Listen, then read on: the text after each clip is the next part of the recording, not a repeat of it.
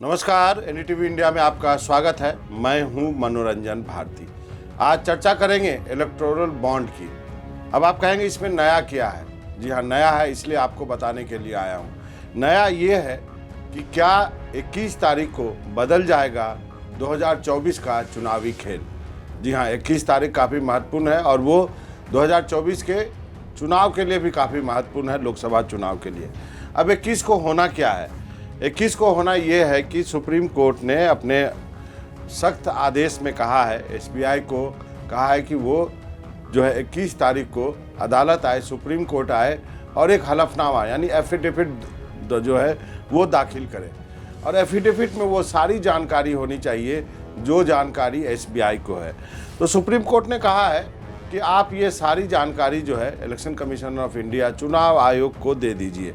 तो सारी जानकारी का मतलब सारी जानकारी होती है। अभी तक जो है ऐसा था कि कुछ जानकारियां छुपा ले जा रही थी, बताई नहीं जा रही थी, क्योंकि सुप्रीम कोर्ट ने कहा था के आदेश के बाद एसबीआई ने कहा कि उनके पास कोई ऐसा चीज़ नहीं है, कोई ऐसी पद्धति नहीं है उनके पास, उन्होंने मिलाया नहीं है कि किस कंपनी ने किस राजनीतिक दल को चंदा दिया, ये सीधे वो नहीं बता सकते हैं। तो इसके बाद सुप्रीम कोर्ट ने कहा कि ठीक है, आप जो है जानकारी दीजिए। तो उन्होंने कहा कि हमारे पास दो अलग अलग जानकारियां हैं। एक में जानकारी ये है कि किस कंपनी ने चंदा दिया और एक जानकारी है कि किस राजनीतिक दल ने उस चंदे को बुनाया।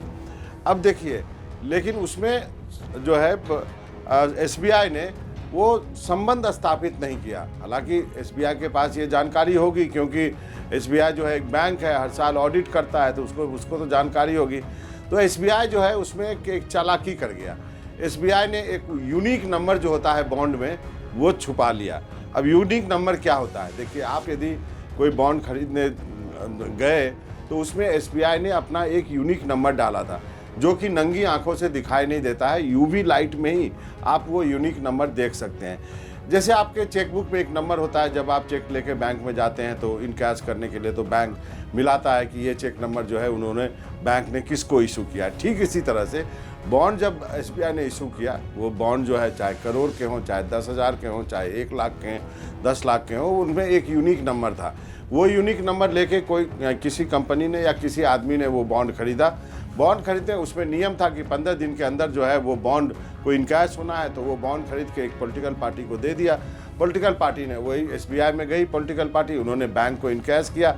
बैंक ने मिलाया कि ये वही यूनिक नंबर है जो एसबीआई ने इशू किया है। यदि उनका मैच हो गया तो उन्होंने वो पैसा उनको दे दिया। ये यहाँ पर यूनिक नंबर इसलिए डालना ज़रूरी था कि कोई बॉन्ड जाली ना ले ले, कोई खुद ही अपना बॉन्ड छाप के ना किसी पॉलिटिकल पार्टी को दे दे, वो बैंक लेके जाए। आखिर आप इसकी जांच कैसे करेंगे? तो अब जो है सुप्रीम कोर्ट ने एसबीआई को कहा है कि आप वो पूरा यूनिक नंबर भी बताएंगे, ताकि ये पता चल सके कि किस यूनिक नंबर के बॉन्ड को किस पॉलिटिकल पार्टी ने भुनाया है।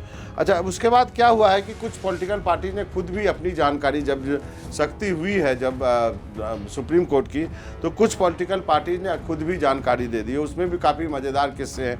डीएमके ने कहा कि 509 करोड़ जो है उनको लॉटरी किंग सेंटियागो मार्टिन ने दिया है। आपको पता है कि यही जो फ्यूचर जो है कंपनी है, उसने 1,368 करोड़ का बॉन्ड खरीदा था, उसमें 509 करोड़ डीएमके को दिया। डीएमके को मेघा इंजीनियरिंग ने भी 105 करोड़ दिया, इंडिया सीमेंट ने भी दिया, सन टीवी ने भी दिया।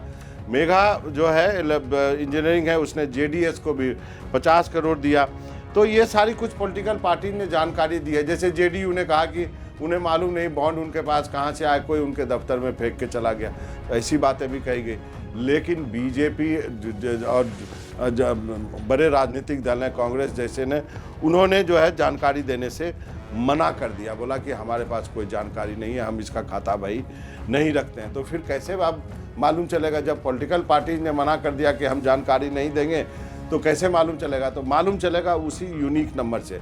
वो यूनिक नंबर जो हर बॉन्ड में है, तो यदि वो सार्वजनिक कर दिया जाए कि इस नंबर का बॉन्ड किसने खरीदा और इसी नंबर का बॉन्ड किस पॉलिटिकल पार्टी ने कैश कराया, तो फिर दूध का दूध पानी हो जाएगा। तो ये जो जानकारी है वो करीब करीब जो है, आपको बता दूं कि 21 तारीख को जब हलफनामा एसबीआई को जब सुप्रीम कोर्ट ने कहा है दाखिल करने के लिए, तो जब हलफनामा वो दायर करेगी उसमें सुप्रीम कोर्ट में, तो ये नंबर उनको बताना होगा। तो उम्मीद की जा रही है कि उससे पहले ही ये नंबर जो है एसबीआई जो है अब अपना ऑडिट कर रही होगी, क्योंकि एसबीआई इतनी बड़ी बैंक है, 2-2.25 लाख उनके पास कर्मचारी हैं, ढेर सारे ऑडिटर्स होंगे, तो अभी तक उन्होंने यदि ये काम नहीं किया हुआ तभी वो कर रहे होंगे।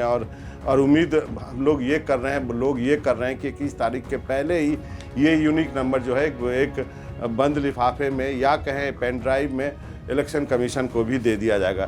फिलहाल कुछ और नाम आए हैं जो इंडिविजुअल नाम है, जो कि अभी तक तो ये थे कि किस कंपनी ने कितना दिया, जैसे मैंने बोला फ्यूचर ग्रुप था, मेघा था और इंडिया सीमेंट, सन टीवी, ये सब बहुत बड़े बड़े नाम आए थे। लेकिन कुछ इंडिविजुअल नाम भी आए हैं।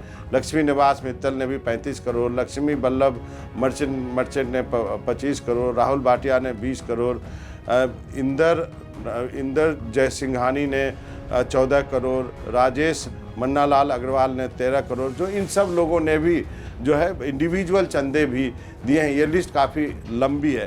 तो अब इनका कहना है कि अलग अलग पॉलिटिकल पार्टीज़ को वो मदद करने के लिए चंदे देते हैं। आर्गुमेंट ये है जिसके पास पैसा है वो उनका पैसा है, वो किसको चंदा देना चाहते हैं। लेकिन अब जो मोटा चंदा है और किस पॉलिटिकल पार्टीज़ को मिला, क्या ये जो कंपनियां हैं इन पे कोई कार्रवाई हुई उसके बाद जो है बॉन्ड खरीद के दिए गए, या फिर कोई बड़ा जो है अवार्ड अलॉट किया गया इस चंदे को देने के बाद, पहले या बाद में, ये सारा जो खेल जो है ना, जो चंदे का खेल चला है, इसको मिलाने के लिए ये यूनिक नंबर ज़रूरी है।